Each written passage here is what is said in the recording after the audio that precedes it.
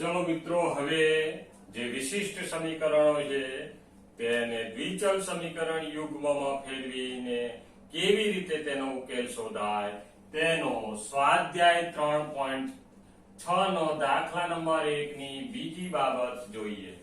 તો અહીં સમીકરણ છે 2/√x plus 3/√y = 2 અને બીજું સમીકરણ છે 4/√x minus 9/√y = -1। તો અહીં દ્વિચલ સુરેખ સમીકરણ નથી, પરંતુ આને આ રીતે લખવામાં આવે 2 * 1/√x plus 3 * 1/√y = 2 અને 4 * 1/√x minus 9 * 1/√y = -1।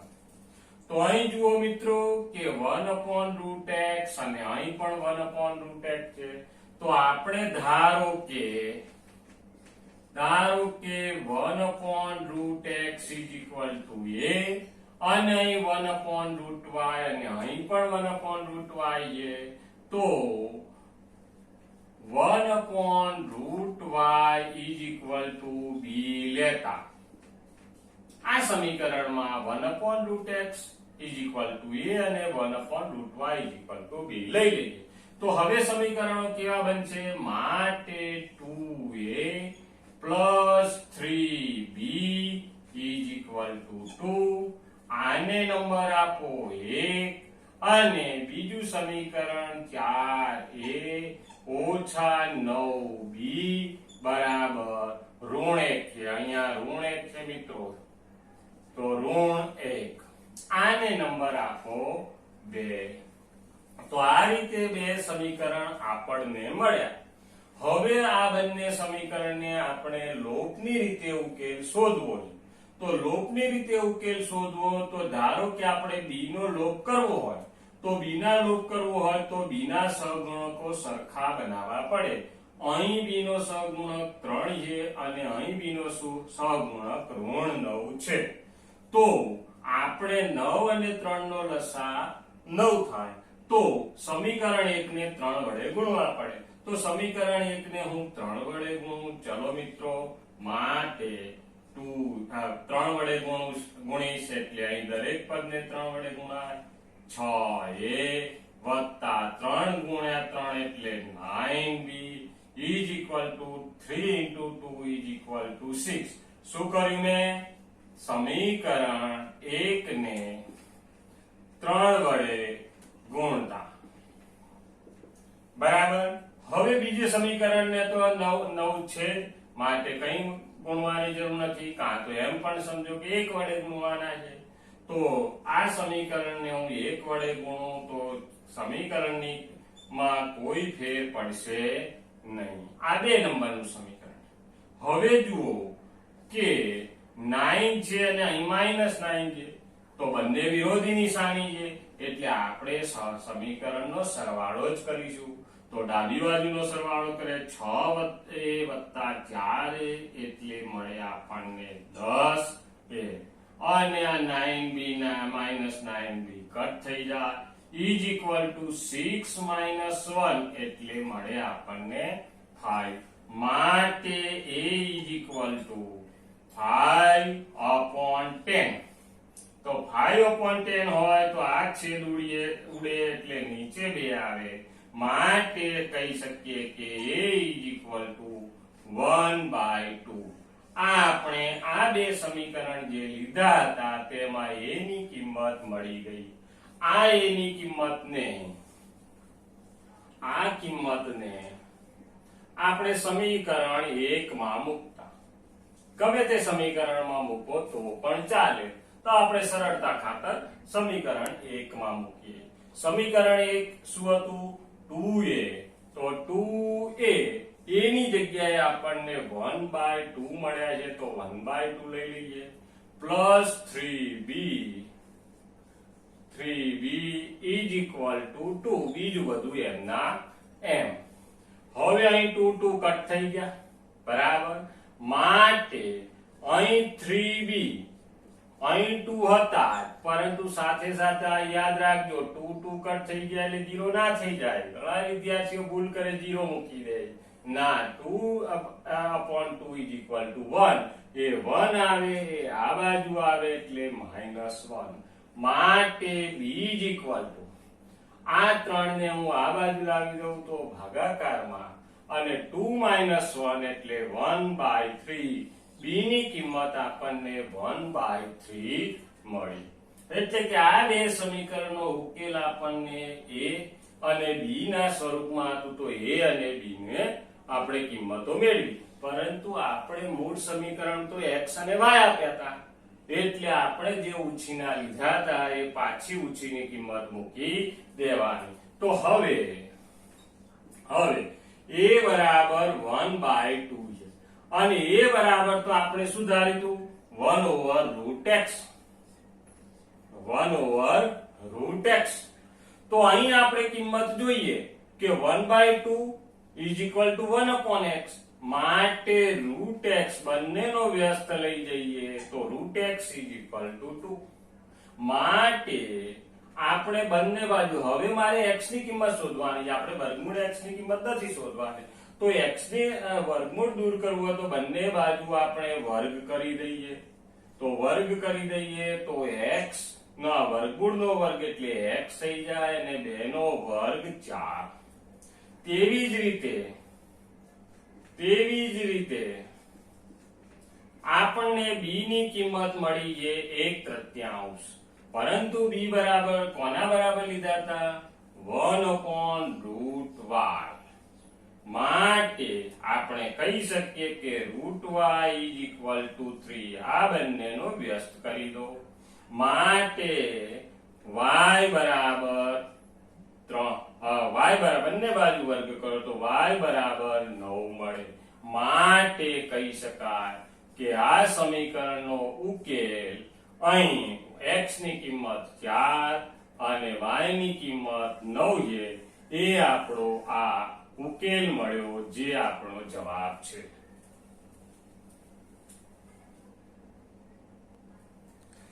ચલો મિત્રો, હવે સ્વાધ્યાય 3.6 નો દાખલા નંબર 1 ની ચોથી બાબત, જે દ્વિચલ સુરેખ સમીકરણ યુગ્મના જે વિશિષ્ટ સમીકરણો છે તેને આપણે દ્વિચલ સુરેખ સમીકરણમાં ફેરવી અને તેનો ઉકેલ શોધીએ. તો હવે અહીંયા આ પ્રકારનું સમીકરણ, જે વિશિષ્ટ પ્રકારના જે દાખલા છે તે મેં તમને લીધા છે. તો હવે જુઓ, આને આ રીતે ગોઠવી શકાય. 5 into 1/x minus 1 plus આ 1/y minus 2 is equal to 2. તેવી જ રીતે અહીં 6 into 1/x minus 1 minus 3 into 1/y minus 2 is equal to 1. તો આ સમીકરણને આ રીતે તમે લખી શકો. હવે આપણે જોઈએ કે બંને સમીકરણમાં 1/1 - x 1/1 - x, આને એક ચલ તરીકે લઈ લઈએ. ધારો કે 1/x minus 1 is equal to a લઈ લઈએ, અને તેવી જ રીતે બીજા ચલ તરીકે 1/y minus 2, અહીં પણ 1/y minus 2 છે, માટે 1/y minus 2 is equal to b લેતા. તો આપણા દ્વિચલ સુરેખ સમીકરણો કેવા મળશે તે જોઈએ. કે આની કિંમત મૂકી દઈએ તો અહીં 5a થશે, વત્તા અહીં 1/y minus 2 is equal to b લીધા તો 5a plus b is equal to 2, અને અહીં પણ આને નંબર 1 આપો. તેવી જ રીતે અહીં 6a minus 3b is equal to 1, આને નંબર આપો 2. હવે આપણને દ્વિચલ સુરેખ સમીકરણ યુગ્મ મળી ગયું. એનો ઉકેલ શોધીએ, જે આપણને આવડે છે, અને પણ છતાં પણ આપણે દ્રઢીકરણ કરી લઈએ. તો અહીંયા જુઓ b છે, 1b છે અને -3. તો આને 3 વડે ગુણવા પડે, માટે 3 વડે ગુણો તો આપણને 5 ગુણ્યા 3 એટલે 15a વત્તા 3b બરાબર 3 ગુણ્યા 2 એટલે 6. શું કર્યું મેં? સમીકરણ 1 ને 3 વડે ગુણતા બરાબર 3 વડે ગુણ્યા એટલે આ પ્રકારનું મળ્યું. બીજું સમીકરણ હું m ના m મૂકી દઉં. 6a minus 3b is equal to 1. આ બીજું સમીકરણ મેં m ના m મૂક્યું. હવે b ના સહગુણકો સરખા બનાયા તો એનો લોપ કરવો પડે. લોપ કરવામાં ધ્યાન રાખવાનું કે બંનેની નિશાની અહીંયા અલગ અલગ છે તો સીધો આપણે સરવાળો જ કરીશું, બાદબાકી કરવાની જરૂર નથી. તો 15 એ વત્તા 6 એ એટલે 15 ને 6 21 એ અને 6 વત્તા 1 એટલે 7, માટે એ બરાબર 7 ભાગ્યા 21, માટે એ બરાબર 7 ભાગ્યા 21 એટલે નીચે 3 આવ્યા. ખૂબ ધ્યાન રાખજો, ઘણા વિદ્યાર્થીઓ ઉપર 3 મૂકી દે છે, નહીં, નીચે 3 આવે. એ બરાબર 1/3. હવે આ જે આપણી a ની કિંમત મળી એટલે કે આ બે સમીકરણમાં એક ઉકેલ તો મળી ગયો. આ એક જે કિંમત મળી એ ગમે તે એક સમીકરણમાં આપણે મૂકી દઈએ તો આ કિંમત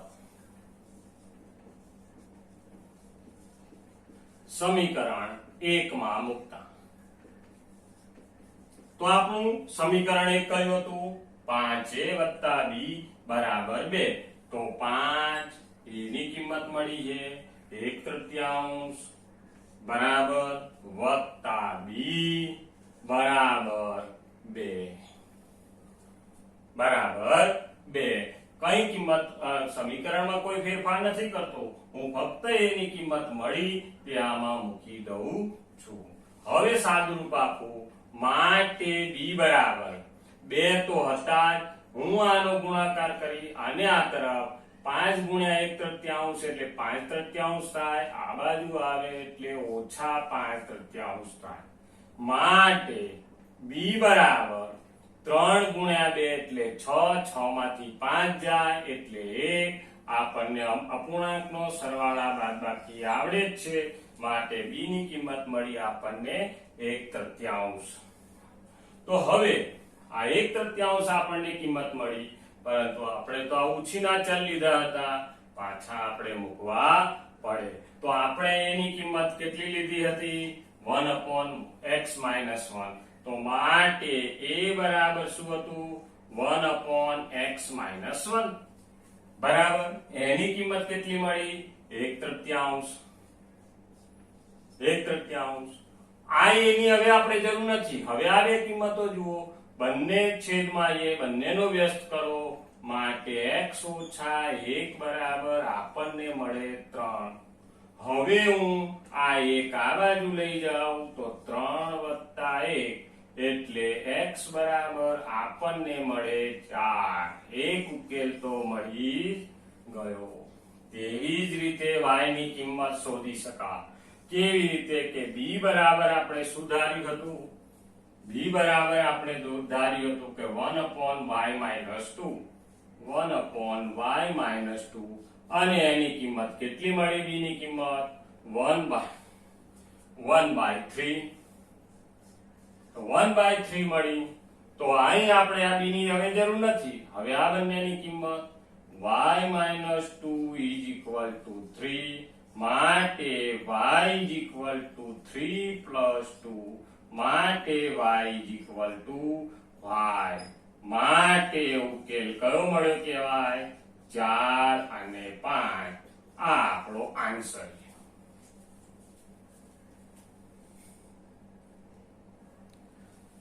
ચલો મિત્રો, હવે આપણે વિશિષ્ટ પ્રકારના સમીકરણને દ્વિચલ સુરેખ સમીકરણ યુગ્મમાં ફેરવી અને એનો ઉકેલ શોધીએ. હવે એક હાર્ડ દાખલા તરફ જઈ રહ્યા. અત્યાર સુધી સરળ દાખલા કર્યા, પરંતુ હવે આ તમને દેખાવમાં હાર્ડ લાગે છે, પરંતુ કિંમતો મૂકશો તો સરળ રહેશે. તો હવે હું આ ચોથી બાબત કરું છું 1/3x plus y plus 1/3x minus y is equal to 3/4 અને 1/2 into 3x plus y minus 1/3 into 3x minus y is equal to minus 1/8. હવે હું પેલા સ્વરૂપમાં મૂકતો નથી પણ ડાયરેક્ટ કિંમત કરો. ધારો કે અહીંયા આવે તો તમને ખ્યાલ આવી જ ગયો હશે કે શું ધારવાનું. તો અહીંયા 1/3x plus y એ 1/3x plus y છે. તો હું ધારી લઉં કે 1/3x plus y is equal to a અને 1/3x minus y is equal to b ધારી લઉં. બરાબર છે. હવે હું સમીકરણોમાં કિંમત મૂકી દઉં તો 1/3x plus y એટલે a માટે a વત્તા અહીં 1/3x minus y એટલે b બરાબર 3/4 થાય. માટે આને નીચે આપણે અપૂર્ણાંક નથી રાખતા એટલે દરેક પદને હું 4 વડે ગુણી નાખું તો 4a વત્તા 4b બરાબર 4 વડે ગુણો એટલે 4 કટ થઈ જશે આપણને મળશે 3. આને સમીકરણ નંબર 1 આપો. હવે તેવી જ રીતે બીજી સમીકરણમાં મૂકી આપણે કિંમત 1/3x plus y ના બદલે આપણે a મૂક્યા. નીચે 2 હતા માટે 1/2 a આવે ઓછા અહીં પણ નીચે 3 હતા એટલે કે 1/3 અને આની 1/3x minus y is equal to b લીધા તો b મૂકીએ બરાબર -1/8. હવે આપણે જોઈએ કે નીચે છેદ રાખતા નથી. તો નીચે છેદ રાખતા ના હોય તો આપણે જોઈએ કે અહીં 2 છે 3 છે ને 8 છે. તો 2 3 અને 8 હોવાથી આપણે જોઈએ કે 2 3 અને 8 નો લસા કેટલો? તો 2 અને 8 3 નો લસા સોરી મિત્રો અહીંયા આપણે રકમમાં 2 છે અહીં પણ 2 છે એ સુધારી લઈશું. રકમમાં આપણે 2 આપેલા છે આપણે 2 સુધારી લઈશું. હવે 2 અને 8 તો એનો લસા કેટલો થાય 8. 8 વડે દરેકને ગુણાકાર કરો. આને 8 વડે ગુણો એટલે 2 ઉડી જાય શું આવે 4a ઓછા આને 8 વડે ગુણો એટલે 4b બરાબર ઋણ 1. આ સમીકરણ નંબર 2 આ સમજવા માટે મેં મૂક્યું હતું. તો આ રીતે બીજા નંબરનું સમીકરણ આપણને મળે. હવે બંને સમીકરણ પર નજર કરો તો 4a + 4b અને 4a - 4b તો આ બંનેના સહગુણકો સરખા છે. તમે ડાયરેક્ટ સરવાળો કરી દો તોય ચાલે. આ 2 નંબરનું સમીકરણ હું અહીં મૂકું છું 4a - 4b is equal to -1. આ સમીકરણ નંબર 2. હવે b ને આપણે આ બંને સમીકરણનો સરવાળો કરીએ કારણ કે b ના સહગુણકોની નિશાની વિરુદ્ધ છે અને સમાન સહગુણકો છે. 4a + 4a એટલે 8a બરાબર 3 - 1 એટલે 2 આવે. માટે આ a બરાબર 2/8 એટલે a બરાબર a ની કિંમત આપણને 1/4 મળી. આપણને a ની કિંમત 1/4 આપણને મળી. આ હવે આગળની ક્રિયા તો આપણને ખબર જ છે કે આ કિંમત સમીકરણ 1 માં મૂકતા તો સમીકરણ 1 માં આ મૂકીએ તો સમીકરણ એ આપણું આ હતું 4a + 4b તો 4 a ની કિંમત આપણને 1/4 મળી વત્તા 4b બરાબર અહીં 3 છે તો 3 મૂકો 4 4 કટ થઈ જાય તો 4b બરાબર આ એક આ બાજુ આવી જાય એટલે -1 માટે b બરાબર 3 - 1 એટલે 2 અને 4 આ બાજુ આવી જાય એટલે ભાગાકારમાં 4 માટે આનો છેદ મળે 1/2. આ તો આપણને a અને b ની કિંમત મળી ગઈ, પરંતુ આપણે તો સમીકરણમાં a અને b આપેલા નથી, તો આપણે હવે સમીકરણમાં આ કિંમતો સમીકરણમાં મૂકીએ. માટે આપણા સમીકરણો કયા કે 1/3x + y = a લીધા હતા સમીકરણોમાંથી. તો આપણે અહીંયા a બરાબર આપણી કિંમત મળી 1/4 બરાબર અહીં a ના બદલે લીધા હતા 3x + y. તો આને બંને બાજુ વ્યસ્ત લઈ લો તો આપણે મળે 3x + y = 4. જો મિત્રો અહીં આપણને સીધી x ની કિંમત મળતી નથી, x અને y ની સંયુક્ત રીતે કિંમત મળે છે. તો હવે શું? તો હવે આપણે આ રીતે b માંથી જ કિંમતો મેળવી. આને સમીકરણ નંબર આપણે આપો 1 નંબર, રોમન અંકમાં 1 નંબર, અહીં આપણે ઇંગ્લિશમાં આપ્યા નંબર, પણ રોમન અંકમાં આપણે 1 નંબર આપો. તેવી જ રીતે b બરાબર આપણે ધાર્યા હતા કે 1/3x - y આપણને મળ્યા 1/2. માટે બંનેને વ્યસ્ત કરી દો તો 3x - y બરાબર 2 મળે. આને નંબર આપો 2. જુઓ હવે અહીં શું થયું મિત્રો કે અહીં દ્વિચલ સુરેખ સમીકરણ આપેલું હતું વિશિષ્ટ સ્વરૂપમાં, એને આપણે a અને b સ્વરૂપમાં એટલે દ્વિચલ સુરેખ સમીકરણ યુગ્મમાં ફેરવ્યું. એનો જવાબ લાવતા ફરીથી શું મળ્યા? દ્વિચલ સુરેખ સમીકરણ યુગ્મ, એટલે કે સમીકરણોમાંથી એ સમીકરણો મળ્યા. એટલે હવે તો આપણે x અને y ની કિંમત શોધવાની છે. તો x અને y ની કિંમત શોધવાની હોય તો આને ફરીથી ઉકેલ શોધવો પડે. તો ફરીથી આપણે લોપની રીત કરીએ કે અહીંયા જે સમીકરણ 1 છે અને આ સમીકરણ 2, તો અહીંયા y નો સહગુણક સરખો છે, સરળ આપશે, જલ્દી એ જવાબ આવે, બહુ દાખલો લાંબો ના થાય, એટલા માટે સરળતાથી ઉકેલ શોધી શકાય તેવું જ લગભગ હોઈ શકે. તો 3x + y = 4. હું બીજા નંબરનું સમીકરણ એની નીચે મૂકી દઉં = 2. આ બીજા નંબરનું સમીકરણ છે, આપણે એનો